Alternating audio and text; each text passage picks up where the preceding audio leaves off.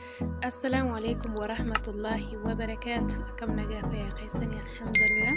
الراس مو أي برنوتا قافين من هدو نجافة التاني بكتاكت إسيني في دي بزوء إسيني في أبدالو في مي وري هاريا رفتني سبسكرايب لايك ودا وري مودولا ماتي خيني تاتني جرتني لايك شير قدو هندغتنا فيديو هم مردا ودا وان إسيني في انجليو جراتي قرا كومنتيتين نجافة مي جلقبا قافين توقفا مو linkii YouTube Facebook irratti yeroo agarree viidiyoo haa ta'u linkii haa ta'u Facebook irratti agarree yeroo seenne karaa YouTube dhufne jechuu karaa YouTube dhufne subscribe godhuu hin dandeenyu like godhuu hin dandeenyu immoo viidiyoo daawwannee keessaa baanaa viidiyoon sana immoo viidiyoo jaalannu barnoota bareedaa kan yeroo hedduu dhufnee dhaggeeffachuu barbaannu subscribe godhuu hin dandeenyu warra jettaniif jechuudha. Gaafiin lammadaa immoo viidiyoon immoo qulqullina nutti hin mul'atu.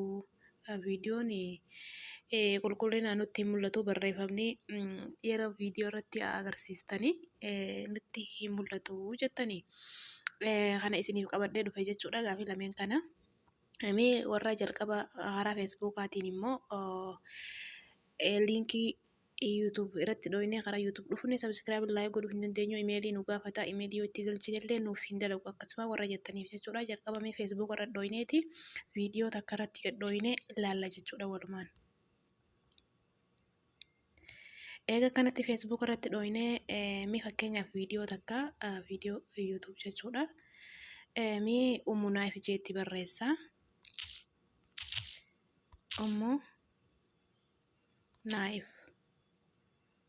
Ummunaayif jee giseen akkanatti itti barreesse viidiyoo tana jechuudha. As jala viidiyoon jirti dhifama.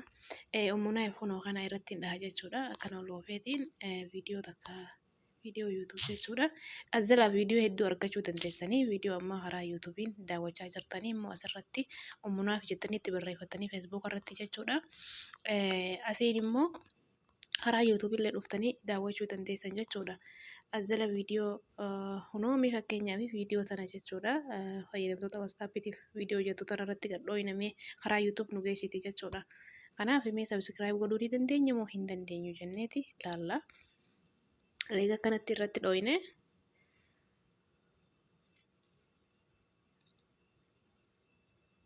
obsaan eegganna.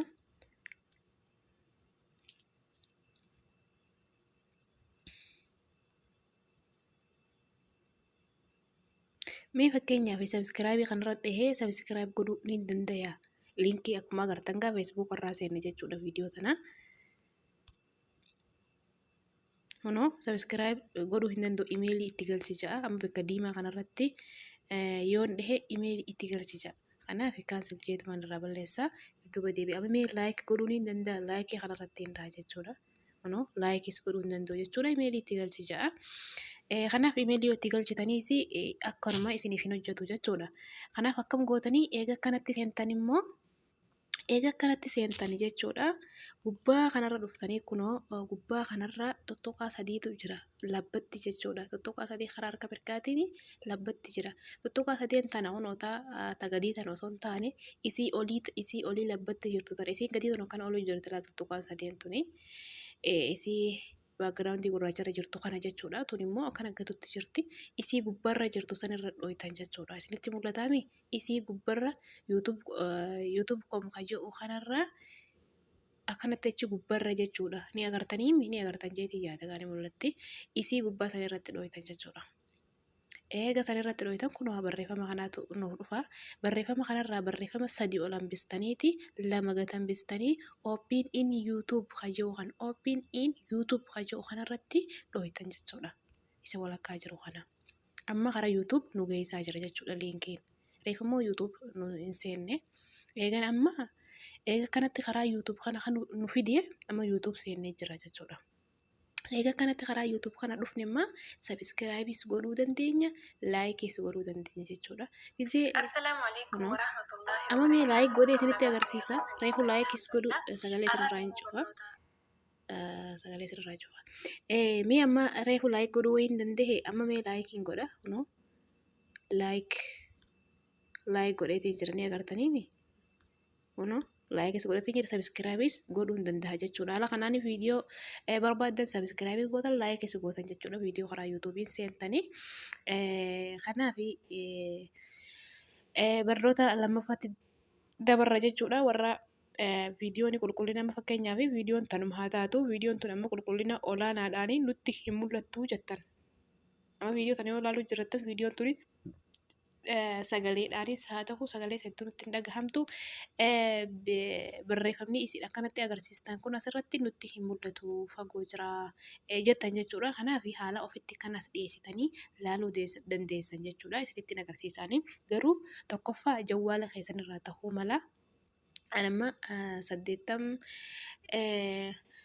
80 irratti waraaba jechuudha. Kanaaf egaa ol kaadha. Hammisa guddaadha jechuudha. Kanaaf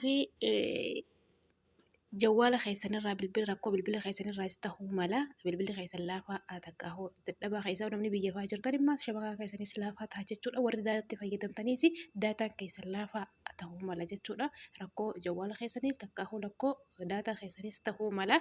Kanaaf akkam gootanii yoo haala kanaan immoo viidiyoon tanuma haa taatu. Viidiyoon tani gadhiisuu haa ta'u tan namni biraa gadhiisuus haa ta'u viidiyoo akkasitti hedduu qulqullina olaanaadha isinitti hin mul'anne akkam gootanii gubbaa kanarra dhuftaniiti mee akkana viidiyoo tana kun amma akkana gadhee agartanii viidiyoo tanaan akkana gadhaa agartanii akkanatti hin gadhaa jechuun isin mul'atan fakkaata. Kanaaf gisee akkasii gadhooytanii gubbaa kanarra kunoo tuttuqaa sadiitu jira jawwaala tokkorra jawwaala kaanirra immoo fakkii sitiingiitu jira. Amma kiyya kanarra fakkii sitiingiitu jira jechuudha. Nama tokko immoo tuttuqaa sadiitu jira jechuudha. Jawwaala nama hundaa miti. Kanaaf amma fakkii sitiingii fakkaatu dhaha jechuudha kunoo bikka sanirraa. Eegaan akkasitti kunoo jala kanarra barreeffama kana akkanan naa fide isin ammoo warri tuttuqaa sadii jawwaala keessanii tuttuqaa sadii sanatti gadhooytan booda lakkoofsa isinii fide akkana barreeffama dila kana isinii fidu baateesi anamma equality auto hajoo kanarratti hindha jechuudha. Warra amma akkasitiin fakkaatan dhooytanii deebitanii gisee akkanatti isinii dhufe equality auto hajoo kanarratti dhooytan jechuudha. Equality kanarratti dhooytan immoo kunoo ammallee kanatti dhufe gabbuutaniiti adifaayinsii hajoo dhumarra jiru kanarratti dhooytan jechuudha. Eegasii kunoo akkanatti lakkoofsa kanneen nuu fida.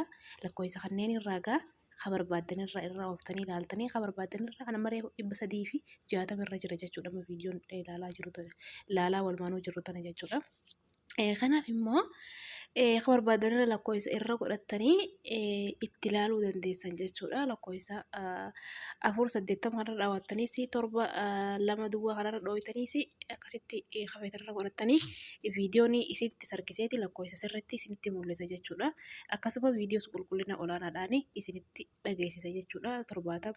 7 duwwaa jalqabaa kanarra godhattaniis akkuma barbaadan irra godhattaniiti akkasitti ilaaluu dandeessanii barnoonni irraaf isiniif qabadhee gaafii keessanii kana isiniif deebise jechuudha. Waan biraa waan isiniin galii yoo jiraatte karaa komantiitiin ammallee na gaafachuu dandeessan jechuudha. Inshaallah hanga barnoota dhufu walitti dhufnutti nagayaan jiraadha.